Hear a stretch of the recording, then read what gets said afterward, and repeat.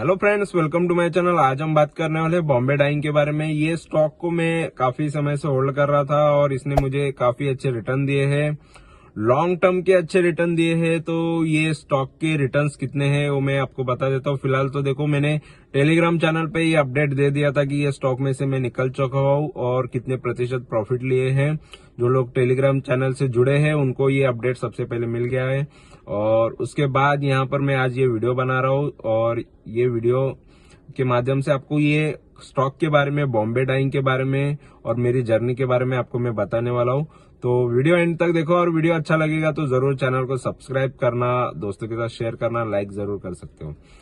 तो यहाँ पर सबसे पहले मैं बता देता हूँ ये स्टॉक को मैं होल्ड कब कर रहा था। तो यहाँ पर दिखा देता हूँ। तो ये आप देख लो, ये जो स्टॉक है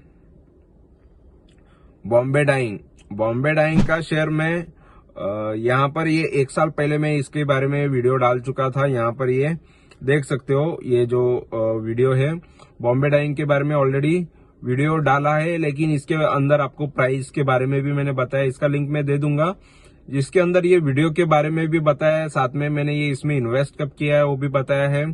तो वो भी आप देख सकते हो, डेट से जाके जो भी आपको इसके अंदर इंफॉर्मेशन मिलेगी। और ये भी स्टॉक देखो बहुत लोगों के पास नहीं होगा शायद, ठीक है, इसलिए। और ये 1 साल पुराना वीडियो है और मैं ऑलरेडी यूट्यूब पे उससे पहले नहीं था, ज्यादा साल हुए नहीं मुझे, लेकिन फिर भी ये स्टॉक देखो, बॉम्बे डाइंग का जो स्टॉक है ये या कंपनी है, ये क्या करती है, इसका बिजनेस कैसा है, ये हम जान लेते हैं और फंडामेंटल भी इसके देख लेते हैं, ठीक है। तो यहाँ पर ये स्टॉक में से अच्छा खासा प्रॉफिट यानी 200% से ज्यादा का प्रॉफिट मैंने लिया है। और यहाँ पर मैं जस्ट बता देता हूँ, जो टेलीग्राम से जुड़े नहीं है उनको मैं इन्फॉर्मेशन दे देता हूँ, क्योंकि टेलीग्राम पे देखो ज्यादा से ज्यादा लोग वो लोग ज्यादा इंटरेस्टेड रहते जो डेली के कॉल्स देते हैं, उनके चैनल पे ज्यादा इंटरेस्टेड, डेली के प्रॉफिट्स बताते हैं, लेकिन वो सारी चीजें नहीं होती है, ये याद रखना।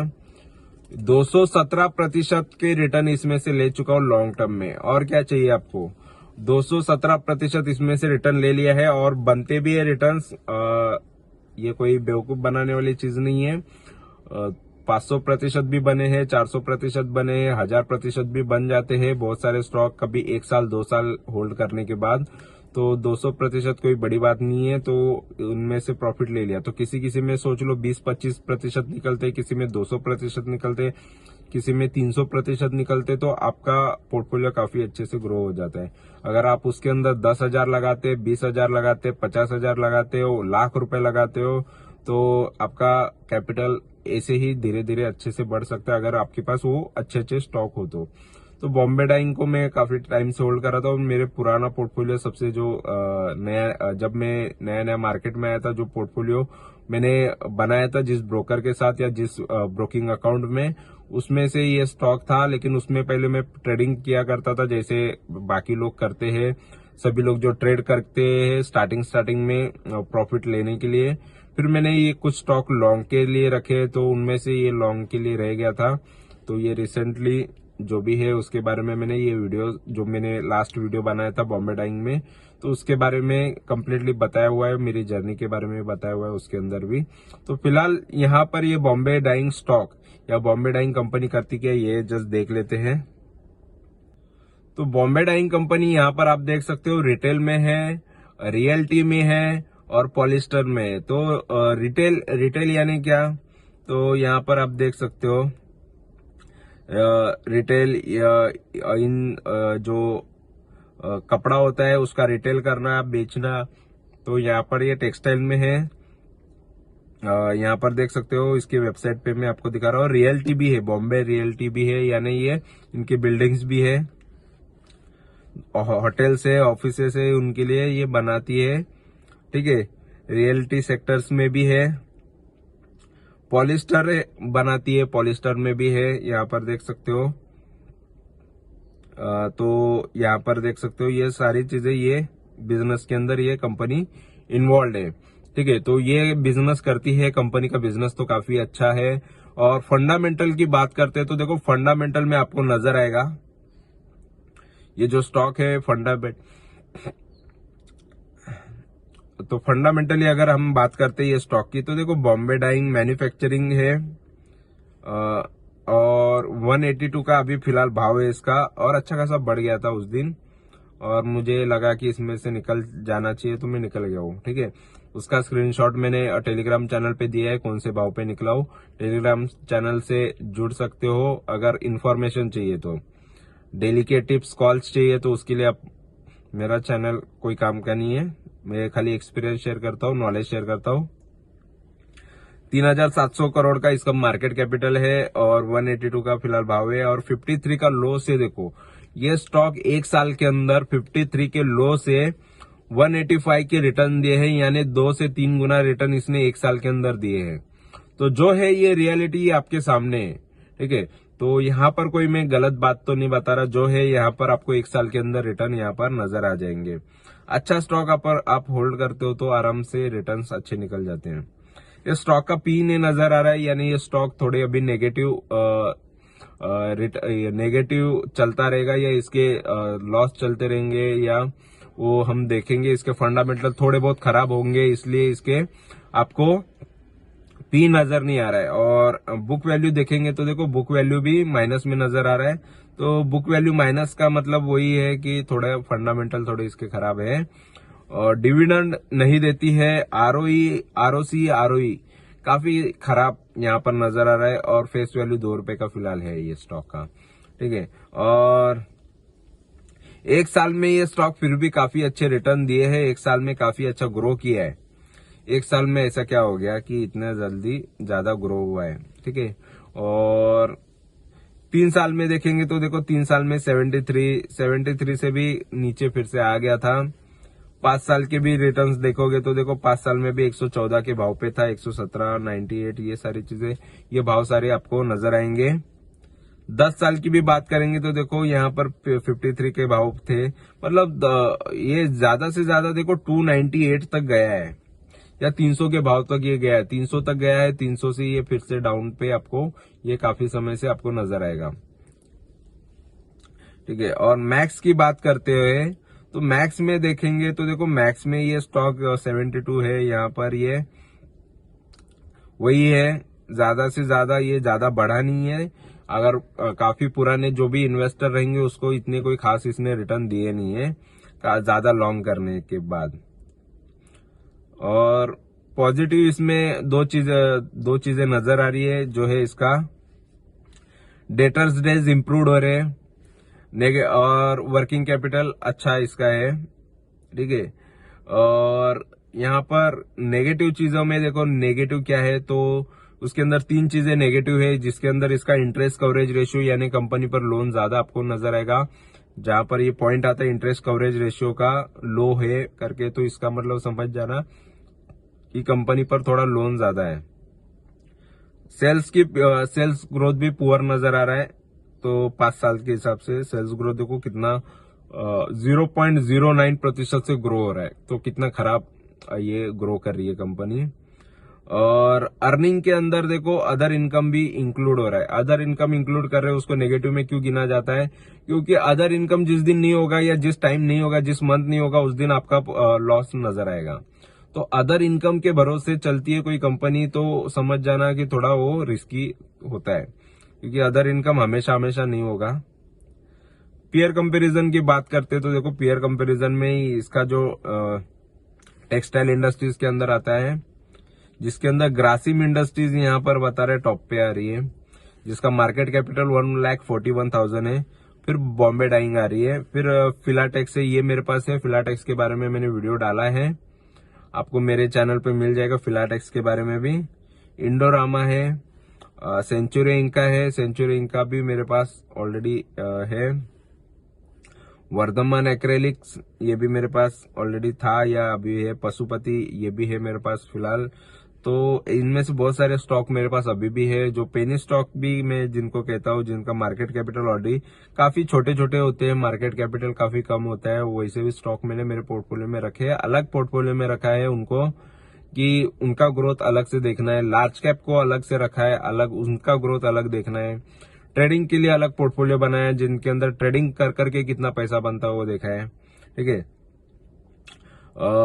क्वार्टरली रिजल्ट्स की बात करते हैं तो देखो क्वार्टरली में आपको नजर आएगा ये 2020 से सितंबर 2020 से आपको सितंबर 2023 तक 217 करोड़ से यहाँ पर 441 करोड़ तक यानी ग्रोथ देखो। कंपनी में ग्रोथ सेल्स में तो क्वार्टरली बेस पे ग्रोथ नजर आ रहा है यानी ग्रो कर रही है कंपनी। और अगर हम नेट प्रॉफिट देखते तो देखो पहले लॉस कर रही थी 2020 में 91 करोड़ का तो लॉस नजर आ रहा है। ये लॉसेस कंटिन्यू रहे हैं, कंटिन्यू लॉस नजर आ रहा है, अभी भी फिलहाल लॉस है। कंपनी लॉस कर रही है लेकिन फिर भी कंपनी का शेयर ग्रो हो रहा है, बहुत बड़ी बात होती है। इसके पीछे की वजह हम बताते तो देखो यहाँ पर मार्च 2023 में ये कंपनी लॉस कर रही है 246 करोड़ का, फिर बाद में 120 करोड़ यानी लॉसेस कम हो रहे, ये भी एक ग्रो होने का, स्टॉक बढ़ने का रीजन हो सकता है। प्रॉफिट एंड लॉस की बात करते हैं तो देखो यहाँ पर आपको नजर आएगा 2012 से लेकर 2023 तक के रिजल्ट, उसके अंदर आपको नजर आएगा 2225 करोड़ से यहाँ पर 2674 करोड़ यानी कोई ज्यादा ग्रोथ देखने नहीं मिला है। 300-400 करोड़ का खाली ग्रोथ देखने मिल रहा है जस्ट यहाँ पर 10 साल के अंदर, तो कोई बढ़िया ग्रोथ है नहीं इसके अंदर। 59 करोड़ का प्रॉफिट किया करती थी 2012 में और अब भी प्रॉफिट कर रही है, अभी तो लॉस कर रही है, अभी तो प्रॉफिट दिखाई नहीं दे रहा है। 517 करोड़ का लॉस चल रहा है, कंपनी लॉस कर रही है, ये एक चीज खराब है। कंपनी लॉस मेकिंग कंपनी यहाँ पर नजर आ रही है, ठीक है। लॉस के पीछे की वजह भी बहुत सारी होती है जिनमें से इनके खर्चे सबसे बड़ा वजह होता है। कंपनी का एक्सपेंस ज्यादा है, जितना इनकम नहीं उतना एक्सपेंस है, तो वहां पर मेजोरिटी कंपनी लॉस करती है। फिर बाकी के खर्चे रहेंगे, बैज रहेगा, इंटरेस्ट रहेगा, बाकी कुछ रहेंगे चीजें, तो वहां से भी कंपनी लॉस कर रही है। कंपनी फिर भी देखो इन्वेस्टर को नुकसान नहीं कर रही। इतने सालों से अगर देख रहे हैं 10 साल से कंपनी अगर लॉस कर रही है फिर भी कंपनी रिटर्न्स दे रही है। यहाँ पर देख सकते हो 12% सालाना रिटर्न मिल रहा है फिर भी इन्वेस्टर को, यानी इन्वेस्टर का बिल्कुल नुकसान नहीं हो रहा है।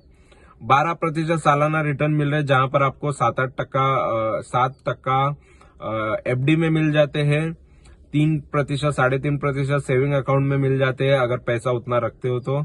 12% फिर भी ये कंपनी आपको दे रही है, तो कोई बुरा नहीं कर रही है। 5 साल से 11% दे रही है, 5 साल से भी रिटर्न्स अच्छे ही दे रही है, ये भी कोई खराब चीज नहीं है। 3 साल से 35% की रिटर्न दे रही है, 3 साल से 35 यानी ये भी अच्छा ही रिटर्न है। 3 साल लगातार आपको समझ जाओ कि 35% आपको सालाना रिटर्न मिल रहा है, जिसका मतलब है काफी अच्छा ग्रोथ है। 1 साल में ही 150% दे दे, 149%। 1 साल में जो 1 साल पहले जिसने भी इन्वेस्ट किया उसको 150% आराम से रिटर्न मिल गए हैं। मेरा होल्डिंग उससे पहले का था, इसलिए मुझे थोड़े और भी एक्स्ट्रा रिटर्न मिल गए हैं, ठीक है। और बैलेंस शीट की बात करते हैं तो देखो बैलेंस शीट में आपको नजर आएगा ये जो कंपनी है, आपको दिखा दे। देखो रिजर्व जो है इसका माइनस में चला गया, यानी रिजर्व भी इन्होंने यूज कर लिया, अभी वो माइनस में नजर आ रहा है, ठीक है। 1700-1750 करोड़ का रिजर्व हुआ करता था 2012 के टाइम पे, अभी इसका रिजर्व देख रहे हो तो देखो 1300-1350 करोड़ माइनस में है, ठीक है।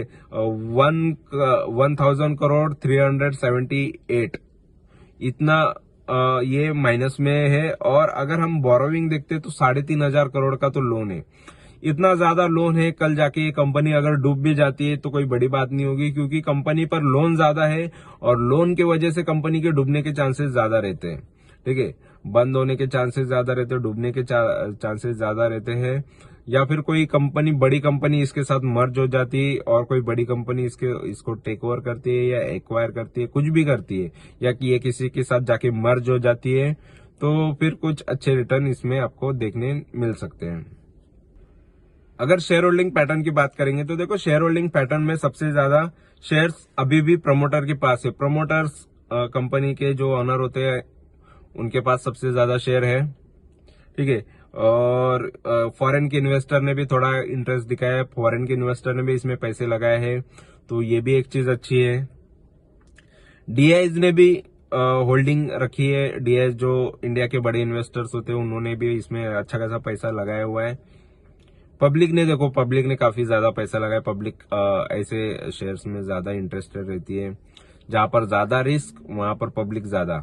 ठीक है, तो चीजें अच्छी नजर आ रही है फिलहाल तो और बाकी अगर हम बात करते हैं तो देखो ये स्टॉक फंडामेंटली हमने देख लिया, फंडामेंटली काफी खराब नजर आ रहा है, बिजनेस वाइज तो अच्छा नजर आ रहा है, लेकिन बाकी चीजें ओवरऑल भी हमने यहाँ पर देख ली थी, चीजें खराब ज्यादा नजर आ रही है। तो इस वजह से ये स्टॉक में से मैं निकल भी चुका हूँ, रिटर्न्स मुझे जो चाहिए थे मुझे मिल गए, तो अच्छा ही है। तो आगे हम देखेंगे जो भी होगा इसमें। ठीक है, तो अगर अभी फिलहाल तो ये स्टॉक मेरे पास नहीं है, लेकिन इसमें कोई अपडेट आएगा या मैं इसमें फिर से एंट्री करता हूँ या कुछ मर्जर होता है, कुछ भी होता है, तो मैं आपको जरूर बताऊंगा। तो वीडियो देखने के लिए धन्यवाद, और वीडियो अच्छा लगा है तो जरूर लाइक करो, दोस्तों के साथ शेयर करो और चैनल को सब्सक्राइब करो। Thank you very much for watching my video. Thank you, bye bye.